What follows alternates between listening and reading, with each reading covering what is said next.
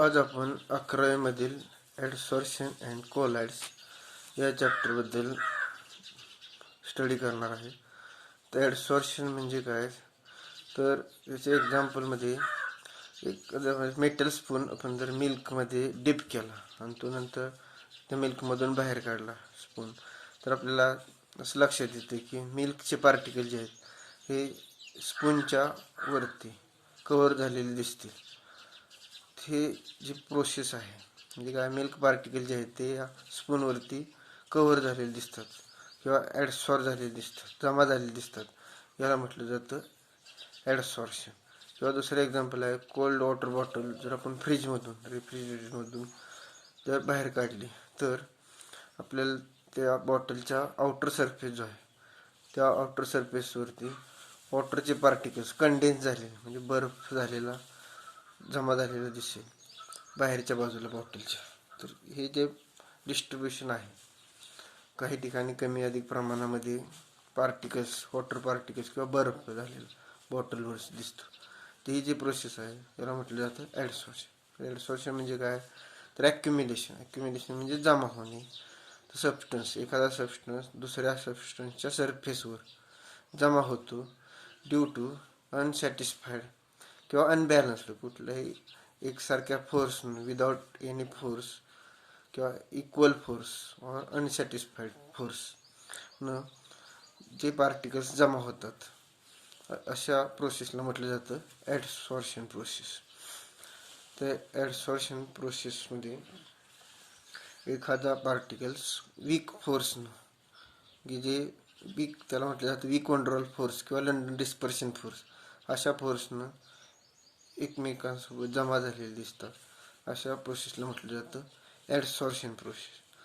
त्यानंतर दुसरं आहे, याच्यामध्ये वापरले जाणारे टर्म्स. तर जो सरफेस आहे की ज्या ठिकाणी दुसरा सबस्टन्स जमा होतो किंवा ॲक्युम्युलेट होतो, असा जो सरफेस आहे त्याला म्हटलं जातं ॲडसॉर्बंट. आणि जो सबस्टन्स जमा होतो सरफेसवर, दुसऱ्या सबस्टन्स किंवा ॲडसॉर्बंटच्या सरफेसवर जो सबस्टन्स जमा होतो, म्हणजे वरील एक्झाम्पलमध्ये मिल्क असेल किंवा रेफ्रिजरेटरमध्ये बॉटलवरचे जे वॉटर पार्टिकल्स आहेत, हे जे आहे त्याला म्हटलं जातं ॲडसॉर्बेट. तर हे झालं आहे ॲडसॉर्प्शनबद्दल. त्यानंतर आपण बघणार आहे ॲब्सॉर्प्शन. आता ॲब्सॉर्प्शन म्हणजे काय, तर समजा कॉटन घेतला आपण आणि तो जर पाण्यामध्ये डिप केला तर आपल्याला कॉटनच्या पूर्ण ओला झालेला दिसेल विदाउट सरफेस. वरील एक्झाम्पलमध्ये आपल्याला फक्त सरफेसवर पार्टिकल जमा होतो, त्याला आपण ॲडसॉर्प्शन म्हणतो.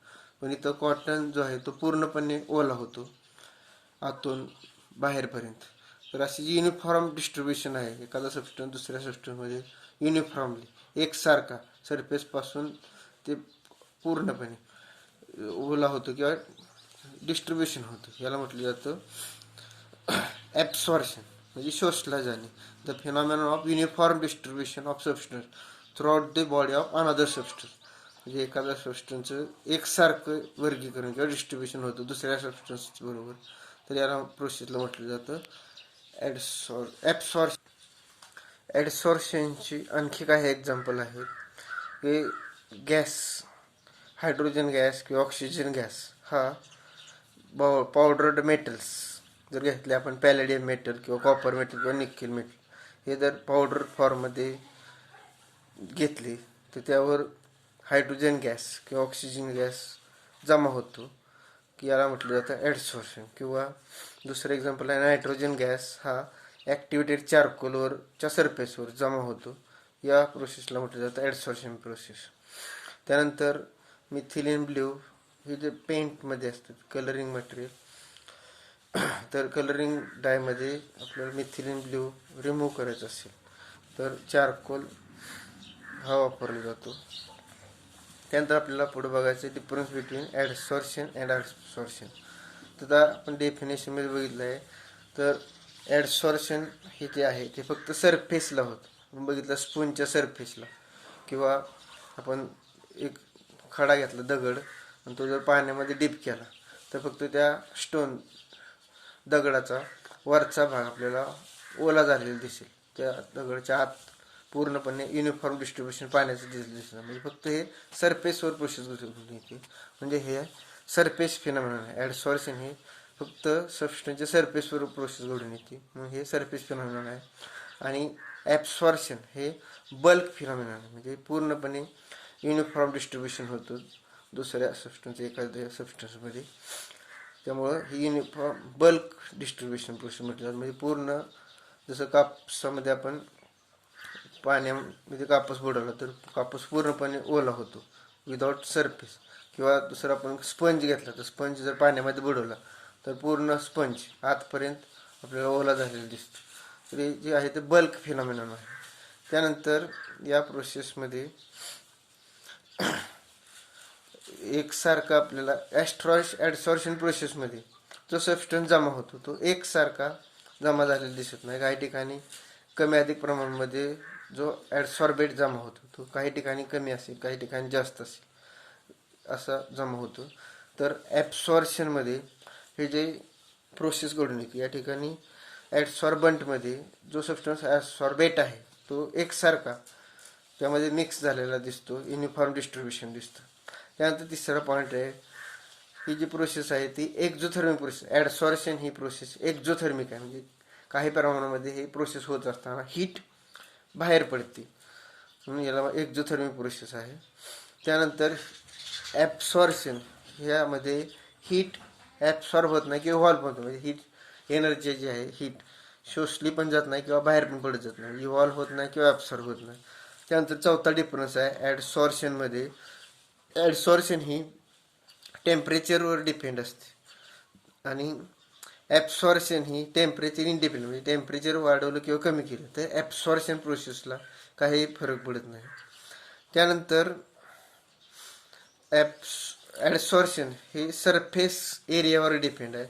जर चारकोल असेल तर चारकोल सबस्टन्सला कॅव्हिटीज जास्त असतात, म्हणजे सरफेस एरिया ॲडसॉर्शनसाठी जास्त मिळतो. त्यामुळे चारकोलवरती ॲडसॉर्शन प्रोसेस जास्त असते, कारण त्यामध्ये कॅव्हिटीज असतात, त्यामुळे सरफेस एरिया वाढतो. त्यामुळे हा सरफेस एरियावर डिपेंड असतं ॲडसॉर्बंटच्या ही प्रोसेस. ॲडसॉर्शन प्रोसेस ही ॲडसॉर्बंटच्या सरफेस एरियावर डिपेंड असते. सरफेस एरियावर जास्त असेल तेवढं ॲडसॉर्शन जास्त होतं. आणि ॲब्सॉर्शन ही सरफेस एरियावर डिपेंड नसते, इंडिपेंडंट ऑफ सरफेस एरिया.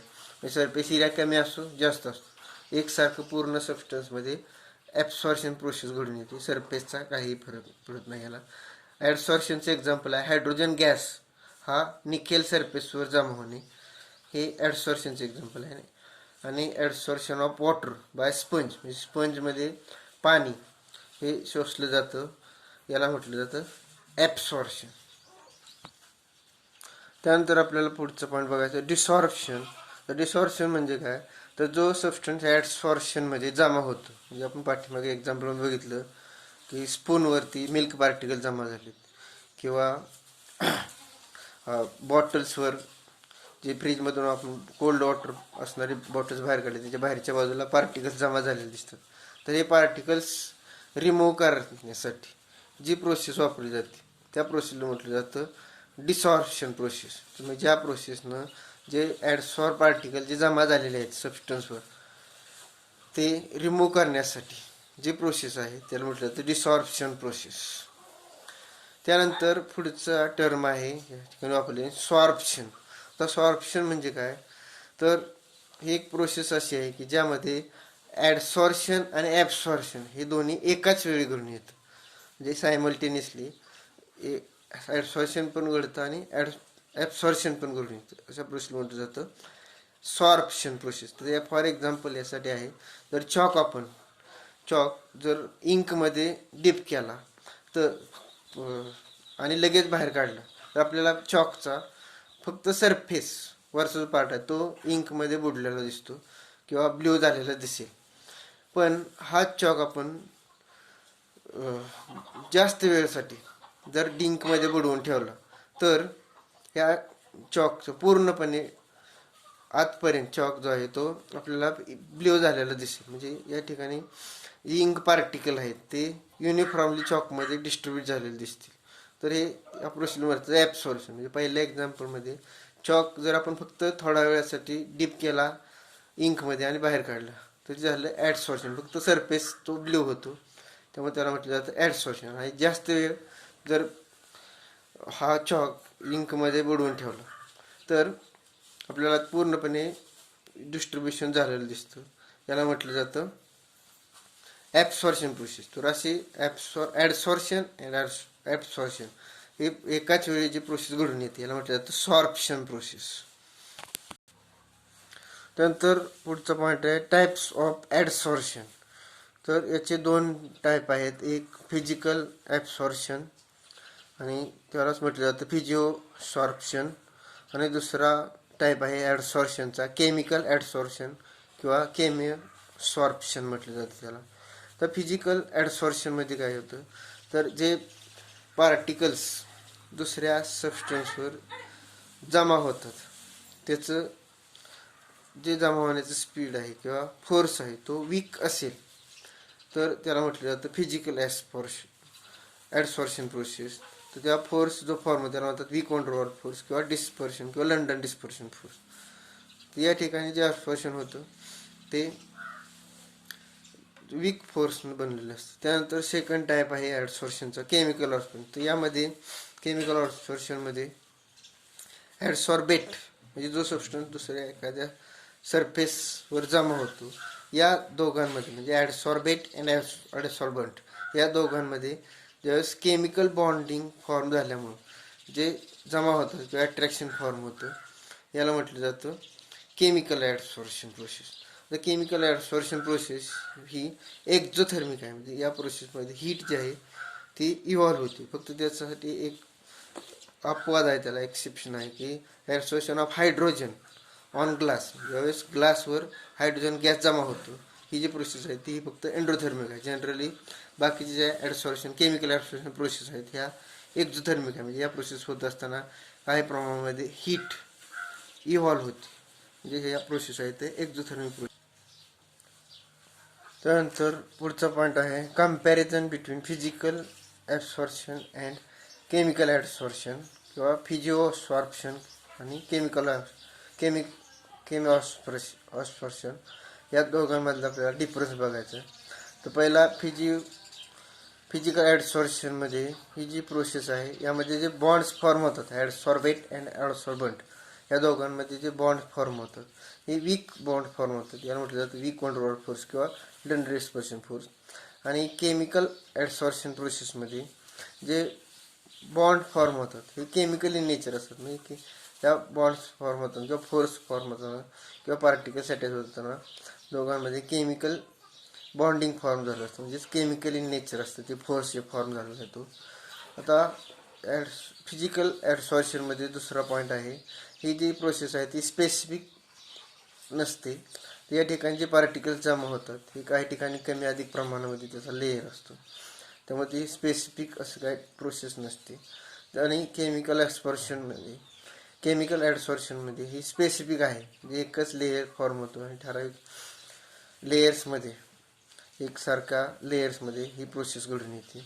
त्यानंतर तिसरा पॉईंट आहे फिजिकल ॲडसॉर्प्शनमध्ये. तर यामध्ये जी हीट आहे ती लो हीट असते ह्या ॲडसॉर्प्शनमध्ये बाहेर पडते आणि ही जी प्रोसेसमध्ये 20 to 40 किलोजूल पर मोल एवढी एनर्जी यामधून बाहेर पडते. आणि केमिकल ॲडसॉर्प्शनमध्ये जी हीट बाहेर पडते ती हायर अमाऊंटमध्ये हीट बाहेर पडते आणि तिची जी रेंज आहे ती 40 to 200 किलोजूल पर मोल ह्या रेंजमध्ये हीट इव्हॉल्व होत असते. त्यानंतर पुढचा चौथा पॉईंट आहे फिजिकल ॲडसॉर्प्शनमध्ये ही जी प्रोसेस आहे ती लो टेम्परेचरला व्यवस्थितरित्या घडून येते आणि टेम्परेचर इन्क्रीज झाल्यानंतर ही प्रोसेसचा जो स्पीड आहे तो कमी होतो ॲडसॉर्प्शन प्रोसेसचा. म्हणजे लो टेम्परेचरला ही फेवर्स करते प्रोसेस आणि त्याचं टेम्परेचर वाढलं तर या प्रोसेसमध्ये फिजिकल ॲडसॉर्प्शनचं स्पीड कमी होतं. आणि केमिकल ॲडसॉर्प्शन ही जी प्रोसेस आहे ती हायर टेम्परेचरला घडून येते. त्यानंतर पुढचा पाचवा पॉईंट आहे फिजिकल ॲडसॉर्प्शनमध्ये ही जी प्रोसेस आहे ती रिव्हर्सिबल प्रोसेस होती, म्हणजे परत रिपीट प्रोसेस होऊ शकते. आणि केमिकल ॲडसॉर्प्शन ही इरिव्हर्सिबल प्रोसेस, म्हणजे एकदा त्या ॲडसॉर्बेट आणि ॲडसॉर्बेट अँड ॲडसॉर्बंट या दोघांमध्ये बॉन्डिंग फॉर्म झालं केमिकल बॉन्ड, तर परत ती बॉन्ड्स ब्रेक होत नाही, ही इरिव्हर्सिबल प्रोसेस आहे. त्यानंतर फिजिकल ॲडसॉर्प्शन मध्ये 6वा पॉईंट आहे. यामध्ये जे डिस्ट्रीब्युशन आहे लेयर्स किंवा ॲडसॉर्बंटवर जो ॲडसॉर्बेट पार्टिकल जमा होतात, हे मल्टीमॉलिक्युलर लेयर्समध्ये म्हणजे जास्त लेयर्समध्ये फॉर्म होतात. काही ठिकाणी 4 लेयर असतील किंवा कमी अधिक प्रमाणामध्ये लेयर्स फॉर्म होतात. आपण जर बघितलं तर स्पूनवरती मिल्क पार्टिकल जमा होतात, हे ठराविक लेयर्स नसतात किंवा एका ठिकाणी कमी सबस्टन्स जमा झालेले दिसेल, दुसऱ्या ठिकाणी जास्त सबस्टन्स जमा झालेले दिसेल. तसं केमिकल ॲब्सॉर्प्शनमध्ये एकच लेयर तयार होतो, मोनो मॉलिक्युलर लेयर, म्हणजे एकसारखा लेयर्स ॲडसॉर्बेट वरती ॲडसॉर्बेटचा ॲडसॉर्बंट सबस्टन्सवर ॲडसॉर्बेट सबस्टन्सचा एक युनिफॉर्म एकसारखा एकच लेयर तयार झालेला आपल्याला दिसेल. आता फिजिकल ॲडसॉर्प्शनचं एक्झाम्पल आहे लो टेम्परेचरला तर नायट्रोजन गॅस आयर्न सरफेसवर जर ॲडसॉर्ब झाला तर त्याला म्हटलं जातं फिजिकल ॲडसॉर्प्शन. आणि याच्याऐवजी केमिकल ॲडसॉर्प्शनमध्ये टेम्परेचर हायर असेल, नायट्रोजन गॅसच जर केमिकली ॲडसॉर्ब झाला आयर्न सरफेसवर पण कधी हायर टेम्परेचरला, तर या प्रोसेसला म्हटलं जातं केमिकल ॲडसॉर्प्शन प्रोसेस.